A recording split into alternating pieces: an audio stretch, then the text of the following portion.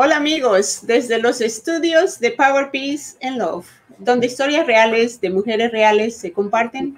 Yo soy Irma Vera y hoy les traigo a una poderosa mujer. Es una mujer que yo admiro mucho, la he visto en sus conferencias y estoy impresionada, la verdad. Ella es Brigitte Baptiste. Brigitte es bióloga, rectora de la Universidad IAN de Colombia, activista, una experta en biodiversidad, cambio climático y representa a una autoridad en la ecología de la pesca, ciencias ambientales y biodiversidad. Entre sus logros se encuentra un PhD honoris causa del Instituto Universitario de La Paz y muchos logros más. Brigitte, gracias por estar aquí, por aceptar nuestra invitación. Te damos la más cordial bienvenida a Power, Peace and Love. Muchas gracias, Irma. Muy grato estar con ustedes. Un saludo a todas las personas que nos acompañan. Sí, muchísimas gracias porque pues en esta noche, ¿verdad? Tenemos temas súper importantes y pues encantadas de tenerte aquí. Y pues primero que nada y para empezar, siempre le preguntamos a nuestras invitadas, invitados a que nos digan un poco de su trayectoria, de sus vidas, de la familia, de dónde se conectan. ¿Y cómo ha sido esa trayectoria para llegar hasta donde está Brigitte? Claro, con mucho gusto, Irma. Bueno, yo tengo 57 años y espero ponerme mi segunda dosis de vacuna contra la COVID mañana. Estoy viajando por primera vez en mucho tiempo por Colombia, revisando algunos proyectos ambientales. Y llegué a la rectoría de una universidad de negocios después de trabajar muchos años en el Instituto Alexander von Humboldt, que es el Instituto Nacional de Biodiversidad en Colombia, que es el encargado de producir conocimiento sobre biodiversidad. Y acabé en una universidad de negocios porque creo que el conocimiento sobre biodiversidad debería convertirse en opciones de bienestar para la gente. Todo esto sucede en el transcurso de una vida dedicada mucho tiempo a la academia, aunque no soy una investigadora muy prolífica o muy activa, siempre en medio de del policy, como llaman en inglés, que no es política, sino normatividad, de una vida familiar muy grata. Tengo 2 hijas que están en este momento viajando por Estados Unidos, de 17 y 19 años, y pues muchas aventuras a lo largo de mi vida, especialmente desde que soy Brigitte, que fue un momento hace 22 años tal vez, en que decidí manifestarme como siempre había soñado y había querido, en femenino, y bueno, eso hace que sea la persona que soy hoy en día, después de vivir un poco a la sombra, tanto en la universidad como durante mis estudios en Florida University, o incluso en la secundaria y durante toda mi infancia, que fue en Bogotá. Soy colombiana, Bogotá, una ciudad fría de la montaña, pero también muy agradable. Maravilloso, encantado. Bueno, aquí en Power, Peace and Love siempre damos la bienvenida.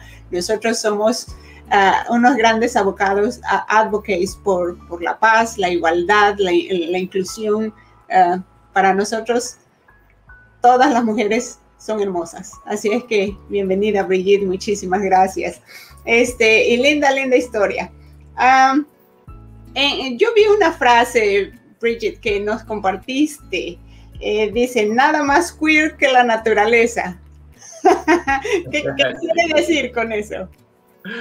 Bueno, y se ha vuelto un ícono un poco del discurso con el que quiero tocar un poco el tema de las diversidades, mostrar cómo en el mundo de lo silvestre todas las fuerzas de la evolución y de la reproducción generan una diversidad increíble que es fundamental para adaptarse a las condiciones cambiantes de los tiempos.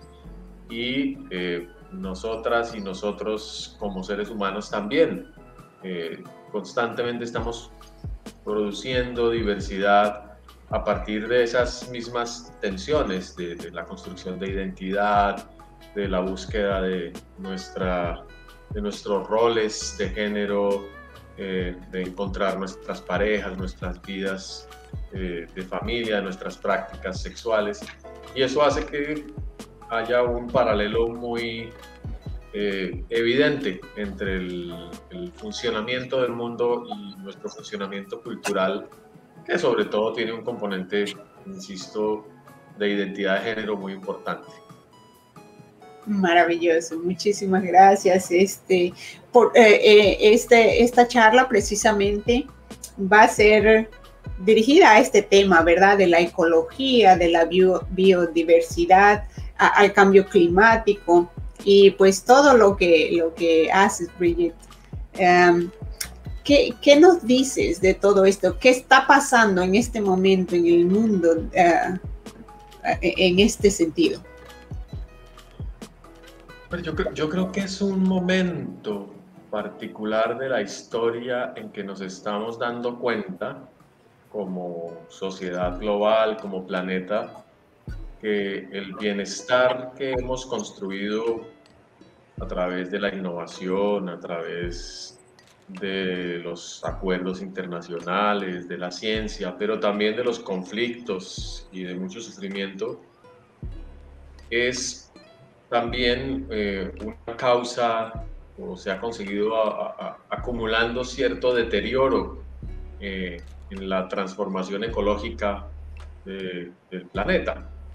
Y que lo que hemos ganado tiene un precio que ahora entendemos que probablemente vaya a generarnos graves problemas reflejados en la crisis climática y la pérdida de funcionamiento de los ecosistemas. Entonces yo lo pienso como un momento particular de la historia de toma de conciencia, que puede ser un proceso que nos tarde un par de generaciones y que nos haga reaccionar de manera que utilicemos todas nuestras capacidades, todo nuestro conocimiento para reparar estos daños o estos efectos negativos que hemos causado al planeta y construir ahora sí una civilización más sostenible y con toda su diversidad planetaria. En ese sentido, verás que soy relativamente optimista. Sí, sí, sí. Mira, Brigitte, yo atendí una de tus conferencias y yo quedé encantada porque bueno, este año fue el Hey Festival, fue virtual. Y yo quedé encantada porque hablabas del cacao. Y justamente, ¿verdad? Del cacao y el ecosistema cambiante para su producción. Yo me pregunto ahora, ¿no? ¿Qué pasaría si todos los esfuerzos que se han hecho y que se hacen en sí, no solamente con la semilla del cacao, con todas otras plantas, ¿verdad? Y frutas que se producen, ¿no? De toda la naturaleza. ¿Qué pasaría si con todos esos esfuerzos no es suficiente, ¿verdad? Para la sustentabilidad del planeta, ¿no? Y ¿qué pasaría si no es suficiente?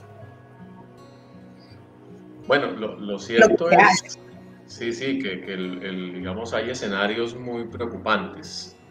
Hay escenarios en los cuales el avance del cambio climático puede ir demasiado rápido y causar impactos muy negativos antes de que estemos en capacidad de tener las respuestas. Fíjense, ahora en la pandemia, lo complejo que ha sido correr en el proceso de innovación y producción de la vacuna Afortunadamente se logró y se logró por varios caminos, eso da mucha seguridad, pero igual costó mucho dinero, implicó decisiones difíciles para los gobiernos, para las sociedades, controversias, conflictos, muchas pérdidas económicas, y estamos hablando de una crisis de un año, estamos un año largo, que digamos se extienda a 2 años. Esta es una crisis corta para mucho de lo que hemos vivido como humanidad. ¿Qué va a pasar cuando los efectos acumulados de la crisis climática, que son irreversibles en gran medida, comiencen a generar cambios irreversibles, insisto en la palabra, en la dinámica de la fertilidad de los suelos, de las pesquerías oceánicas, de la producción agropecuaria? Vamos a tener que responder de manera exponencialmente creativa a como lo hicimos con la crisis de la COVID. Y eso implica, por ejemplo, adaptar todos los sistemas alimentarios, todos los sistemas agrícolas, todos los sistemas de salud y de producción de energía en el planeta. Vamos a tener que, ahora sí, construir una civilización muy, muy distinta.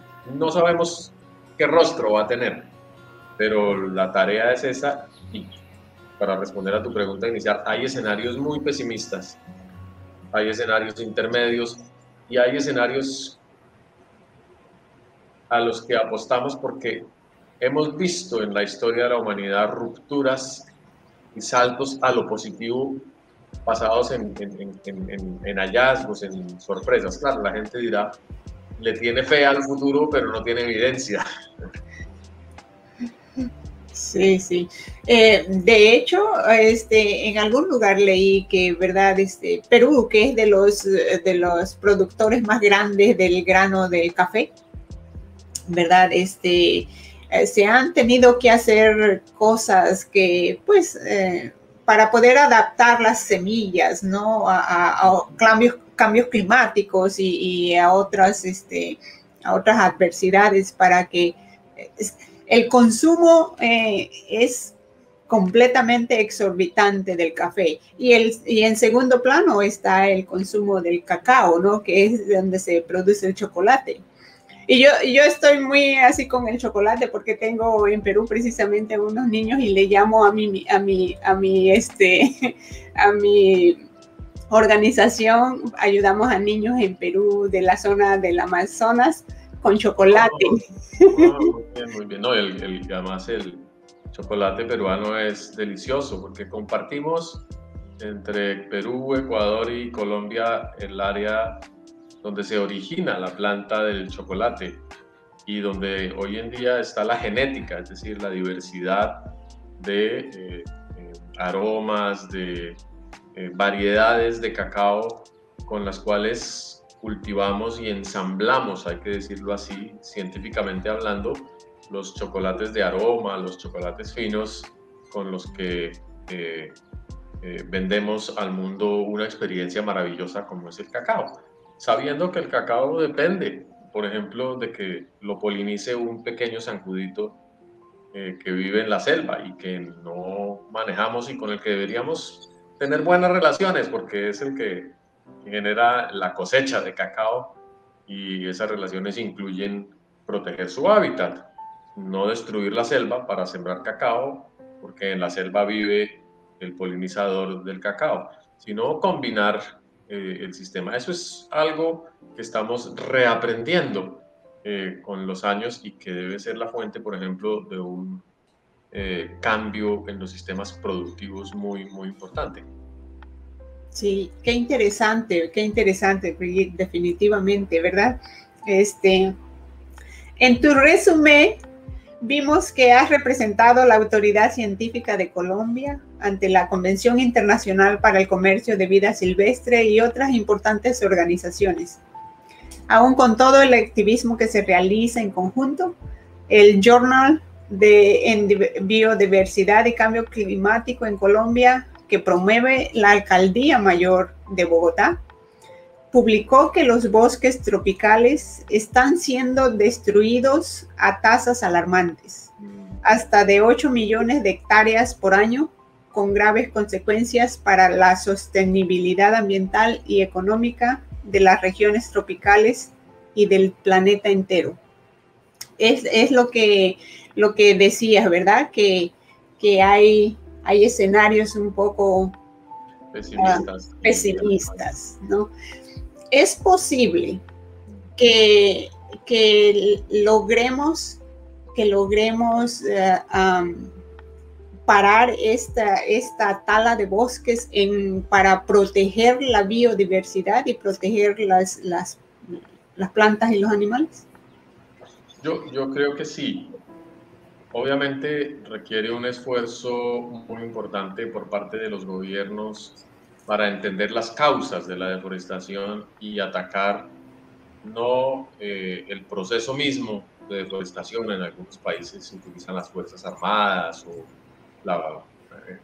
políticas de control muy drásticas que pueden funcionar un tiempo, pero la deforestación es un fenómeno expandido por todo el planeta y más bien requiere otra clase de políticas y hacer inversión social para evitar que la deforestación sea el resultado de la búsqueda de tierras, por ejemplo, por comunidades vulnerables, o que sea el producto de empresas sin ningún tipo de regulación que quiere sembrar palma o caucho o utilizarlo para ganadería de manera descontrolada. Entonces creo que el reto es político y económico, y por supuesto educativo y social, para que entendamos que del bosque depende la estabilidad climática y el bienestar de todos. Hoy, por ejemplo, instalamos por invitación del Programa de Naciones Unidas para el Desarrollo el panel global de la década de restauración. Es un panel que va a tratar de orientar algunas de las decisiones de los gobiernos en términos de recuperación de la capacidad funcional ecológica del planeta.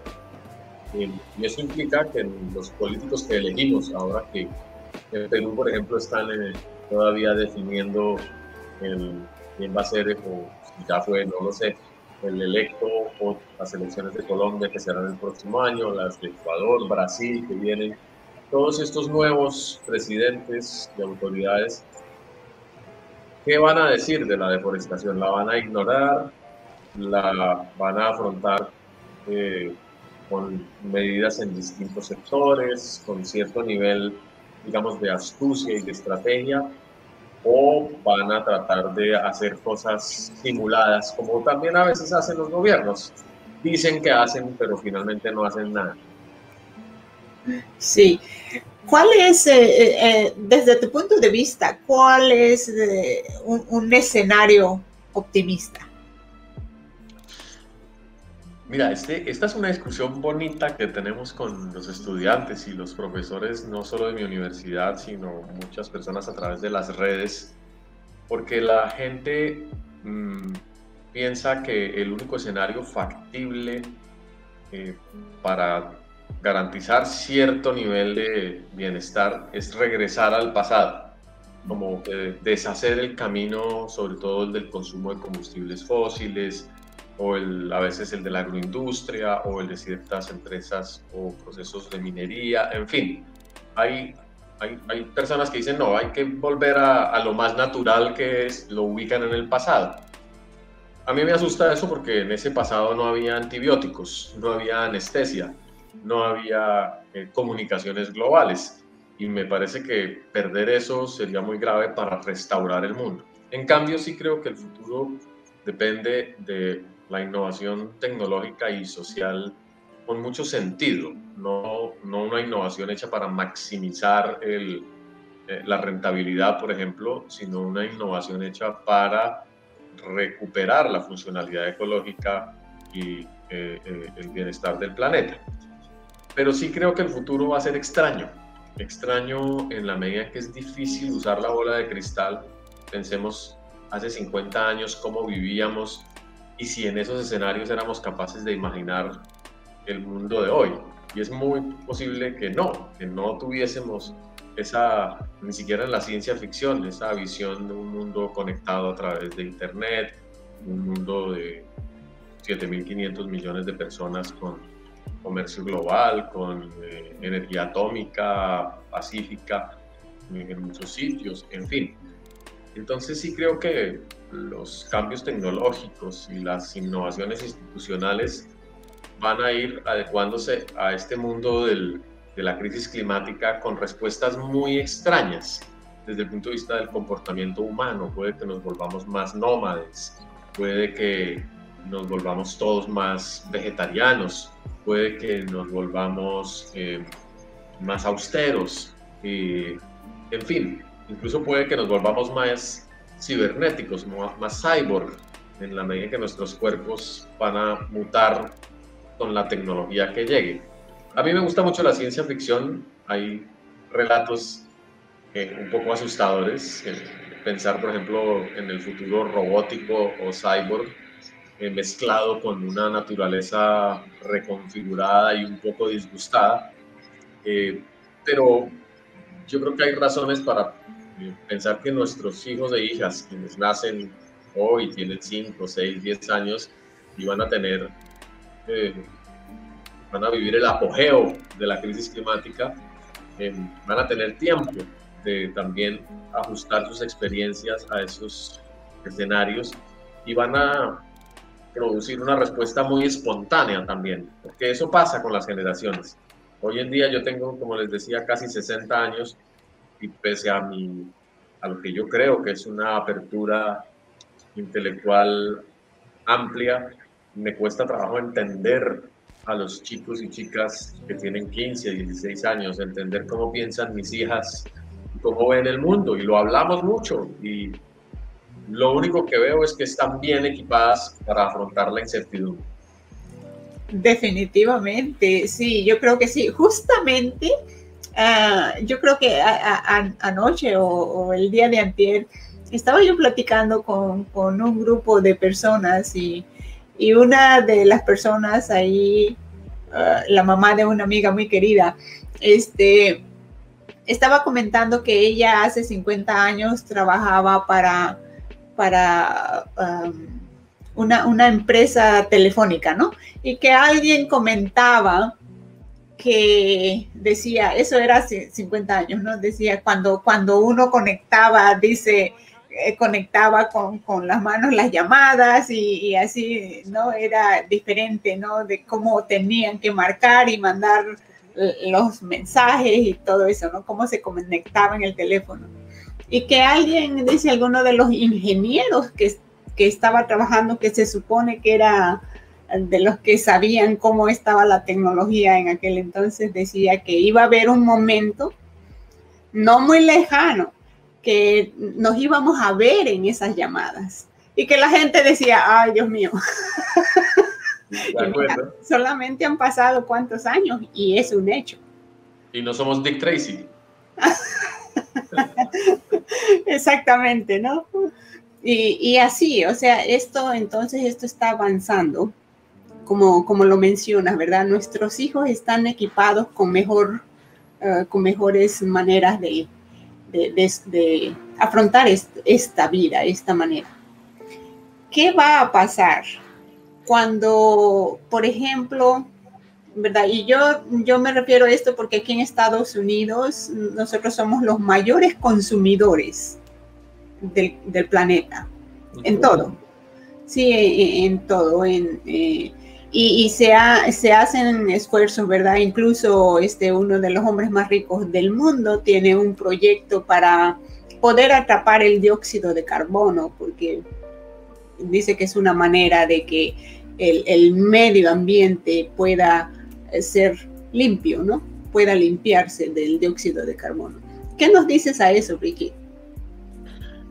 Bueno, hay una discusión muy interesante sobre los proyectos de geoingeniería, como estos que plantean a través de grandes sistemas industriales extraer el CO2 de la atmósfera para compensar adecuadamente. Hay que ensayar muchas cosas, seguramente, obviamente revisando la seguridad de las tecnologías propuestas, porque hay ideas que pueden cambiar aún más el planeta por tratar de arreglar lo que ya dañamos. Por ejemplo, esparcir cristales de algún tipo en la estratosfera. No es tan recomendable hacer experimentos globales sin tener un planeta B para irnos en caso de que falle. Pero sí hay posibilidades. Noruega también acaba de instalar una gran fábrica para inyectar carbono en el suelo del océano. Es muy costoso, por ahora es muy costoso, habrá que mirar qué tal resulta. Pero tal vez tenemos opciones más inmediatas como la restauración de las selvas ecuatoriales o de muchos bosques en el planeta.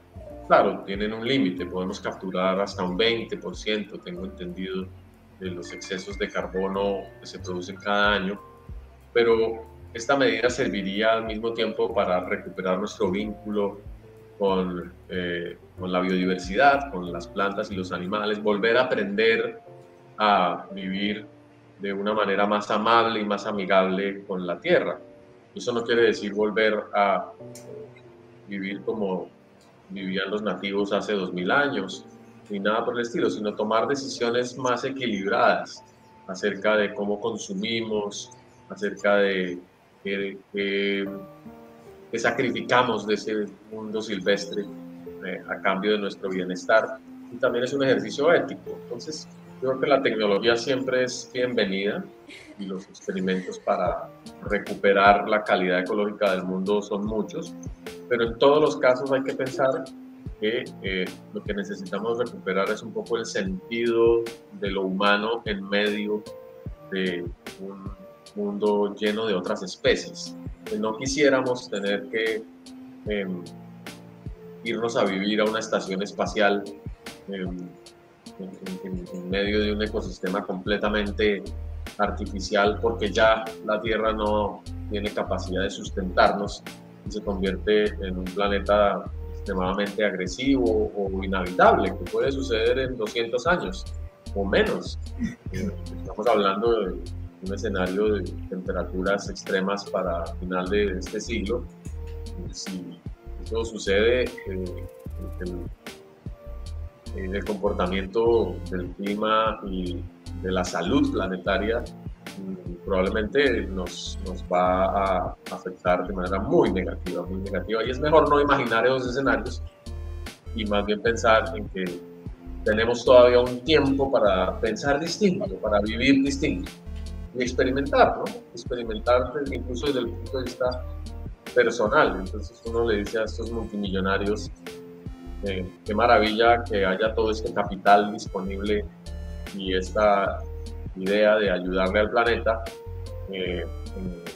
Ojalá que esas inversiones y que esa ayuda también tenga de trasfondo esa particularidad de invitarnos a compartir el planeta con otros seres vivos, ¿no? Con fauna, flora, porque eso es lo que nos hace humanos. Sería muy aburrido que solo quedáramos vivos los humanos en naves espaciales.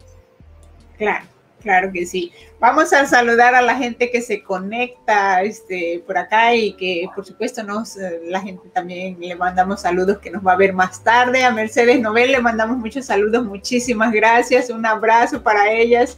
A Eli Cavazos, muchísimas gracias por acompañarnos, por estar aquí con nosotros. A Elizabeth Hernández, a Ada Fonseca, muchísimas gracias, está encantada, dice, necesitábamos escuchar, dice, acerca de este tema. Y justamente,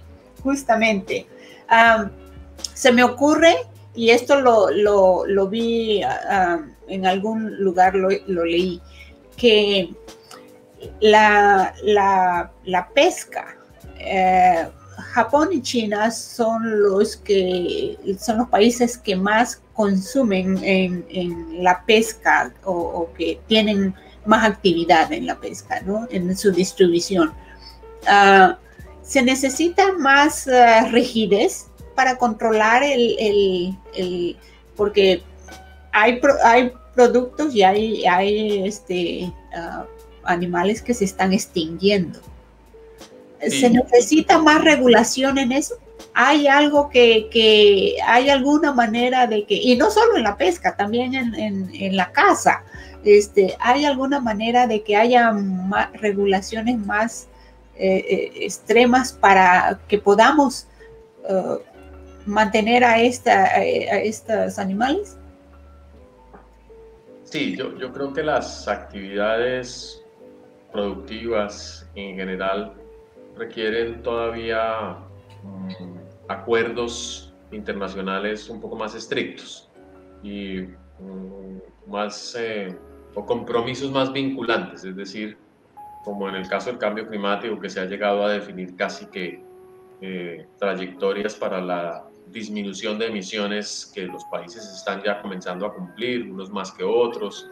En Estados Unidos hay estados muy adelantados y muy a la vanguardia, otros que no están tan convencidos de que lo deban hacer ahora, pero lo irán haciendo con el tiempo, y que estén en relación con los, digamos, los sistemas de cuotas pesqueras o de esfuerzo pesquero o de transformación de los bosques, o de uso de ciertos recursos. Hay ámbitos de negociación importantes que habría que fortalecer.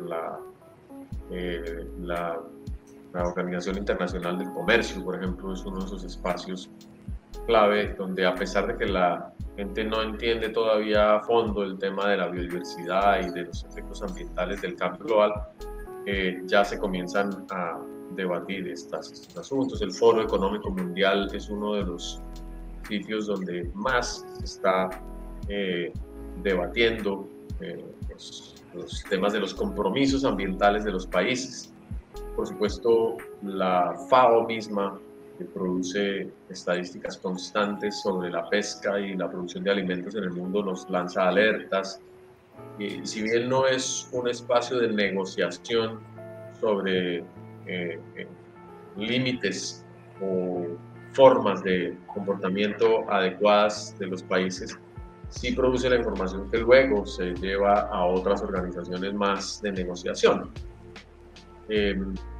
Se han logrado algunas pesquerías en el mundo, por ejemplo, se han ido recuperando gracias a los acuerdos internacionales, especialmente en aguas internacionales del norte, compartidas entre los países anglosajones, en los países escandinavos, los mismos Estados Unidos, y en otras partes del mundo se han construido acuerdos económicos importantes, por ejemplo, para disminuir la presión pesquera, lo que llamamos la tragedia de los comunes, y es que cuando no hay acuerdos, el que primero llega se queda con todo y los demás hacen un esfuerzo adicional hasta que acaban con el recurso.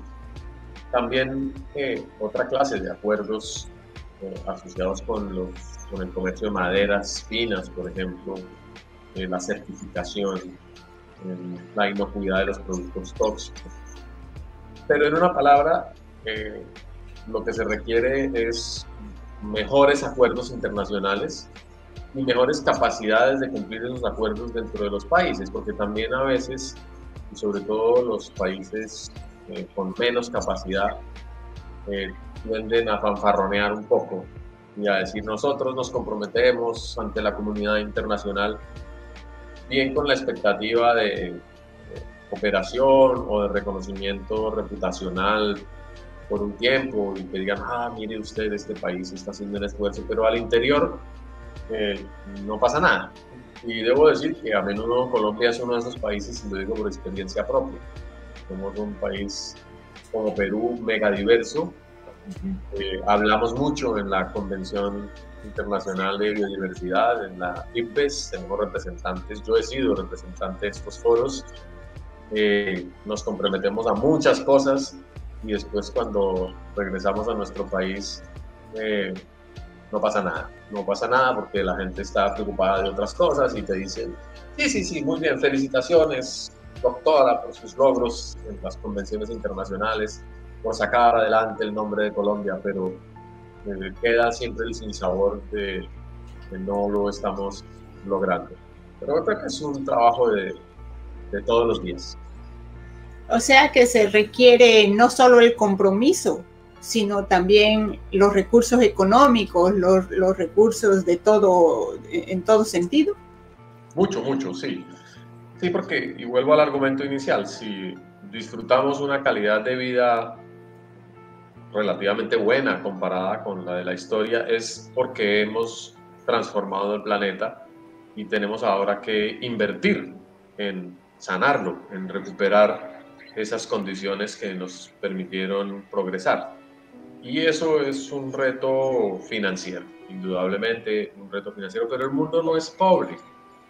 Tenemos capitales financieros importantes, el Banco Mundial, la banca global tiene recursos para invertir en la restauración y recuperación de la biodiversidad, tal vez no la recuperación o reversar los efectos de cambio climático, que es la mitigación, porque ya se hizo el daño, pero sí para adaptarnos a esas condiciones que vienen en el futuro. Se necesita una gran inversión en ciencia y tecnología, que por ejemplo, muchos países pequeños no estamos en capacidad de hacer.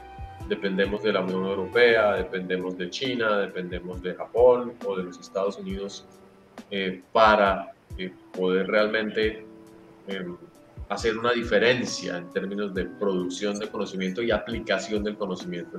El presupuesto de ciencia y tecnología en Colombia es menos del 0.1 del Producto Interno Bruto y se discute todos los años en la ley de presupuesto y siempre hay alguna excusa para no invertir más, porque hay otras prioridades, ahí pasa algo. No sé en Perú cómo sea esa inversión, pero en general nos cuesta trabajo gastar dinero en innovación y en ciencia y en educación, por supuesto.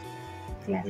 Por eso la cooperación internacional es tan importante. La cooperación no para forzarnos a adoptar modelos de conocimiento foráneos, sino para construir conocimiento nuevo de acuerdo a las condiciones culturales de cada uno de nuestros países. Y eso yo creo que es uno de los retos, además muy interesantes, que tenemos por delante. Cómo dialogamos para construir esa ciencia que nos va a ayudar a sacar adelante nuestras sociedades. Absolutamente. Sí, claro que sí. Brigitte, nos estamos acercando a nuestro final de esta edición, pero quiero hacerte una pregunta y esta es personal, nada que ver con ciencia ni ecología. Y verdad, este es algo que a mí se me ocurrió preguntar, y es que aquí en Estados Unidos hay una controversia, ¿no? Es una reconocida marca de ropa femenina, ¿no? Que en este año incluyó en su campaña de promoción a mujeres gays y a trans. Y la gente, pues, a veces decimos que somos muy abiertos, pero no. Así como estás diciendo con lo de la gente que quiere ser parte, pero a la mera hora, no. Entonces, eso es lo que está pasando aquí. Que ¿verdad? Hay campañas de inclusión, de igualdad, de todo esto, ¿verdad? Con la comunidad gay, straight, LGBTQ y trans, que han sido incluidos no solamente en esta campaña de esta compañía en particular, sino en otras. Y pero crea la controversia en la gente, precisamente, que dicen que pues eso le quita el propósito original de mostrar a la mujer en su naturaleza, ¿verdad? Femenina, sexy y como debe de ser para algunas personas, ¿no? ¿Qué opinas de eso? Bueno, tú misma me das la clave de la respuesta al hablar de la naturaleza de lo femenino. Yo entiendo que las personas estén acostumbradas, digamos, a ciertos estereotipos, a ciertas formas de expresión asociadas con el género, la feminidad, la masculinidad, y que les cueste trabajo interpretar y aceptar cambios estéticos, cambios anatómicos, cambios en la organización de las familias, por ejemplo, en el cuidado. Pero eso siempre ha sucedido a lo largo de la historia. Nos cuesta trabajo afrontar modificaciones del comportamiento humano producto de muchas cosas. Lo que pasa es que con el género somos muy sensibles porque estábamos acostumbrados por miles de años a una construcción de lo femenino asociada con la reproducción biológica, con la crianza de los hijos y el cuidado, la lactancia y el cuidado de los hijos como funciones biológicas. Y es muy difícil, ahora que ya no estamos obligados a reproducirnos como humanidad porque somos casi 8.000 millones, es muy difícil entonces reconocer que la identidad de género ya no está asociada con la reproducción biológica, ni con la crianza de los hijos, ni con ningún acto biológico en sí. Y por lo tanto, pues hemos liberado todo ese tiempo, incluso todas esas capacidades, todas esas perspectivas, esos roles a la cultura, a la interpretación de la cultura. Y lo que vivimos entonces es una resignificación, decimos, tal vez es una palabra muy enredada del género, de lo que significa ser mujer y ser hombre. Ya no significa ser macho y ser hembra o ser pareja reproductiva, sino significa volver a pensar todas esas características que históricamente nos definieron como femeninas o masculinas y ponerlas en juego. Es un ejercicio creativo, es un ejercicio artístico y por eso la moda nos ayuda tanto. Es un ejercicio estético, de comportamientos, y pensar qué significa hoy en el siglo XXI esa noción de ser mujer y ser hombre, aceptando que cada quien tiene una manera de interpretarlo. Claro, maravilloso, maravilloso escucharte, Brigitte. Excelente respuesta. Y pues por último, nos dejas un mensajito a ver con qué se queda la gente. Bueno, invitarles a pensar creativamente en cómo reconciliarnos con la biodiversidad, con la riqueza de nuestro planeta, cómo transmitir a nuestros hijos e hijas, sean biológicos o no, o los de los demás, los de otros países, una preocupación genuina y un mensaje de esperanza y de solidaridad creativa, digo yo, no simplemente de sentarnos a esperar a ver qué pasa, sino decir, miren los millones de niños que siguen yendo a las escuelas pensando que hay un futuro, miren los millones de personas que aún en su pobreza material siguen trabajando con la expectativa de disfrutar una promesa de bienestar que viene del pasado y que tenemos que saber entregar. Entonces yo creo que el mensaje es ese, no perdamos en absoluto la esperanza porque hay millones de personas que están creciendo pendientes de que nosotros sigamos luchando por ellas. Maravilloso, muy lindo, muy lindo. Muchísimas gracias. Y pues con esto nos despedimos de una edición más de Power, Peace and Love, donde historias reales de mujeres reales se comparten. Yo soy Irma Vera y le estoy eternamente agradecida a Brigitte Baptiste por haber estado con nosotros, habernos acompañado. ¿Cuáles son tus redes sociales, Brigitte? En Instagram y Twitter, Brigitte LGB. Okay. Y en Facebook, Brigitte Baptiste. Me encuentran fácil y con el pelo de muchos colores. Claro. Y pues muchísimas gracias. Yo te estoy eternamente agradecida por haber estado con nosotros y esperamos que no sea la última vez. Te expreso mi admiración por esas conferencias tremendas que das, que yo estoy encantada en el Hey Festival.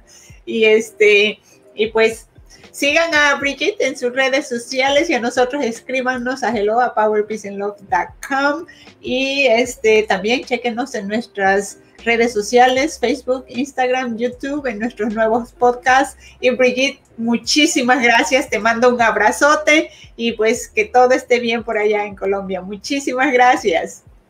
Irma, gracias a ti y a todas las personas que nos vieron hoy.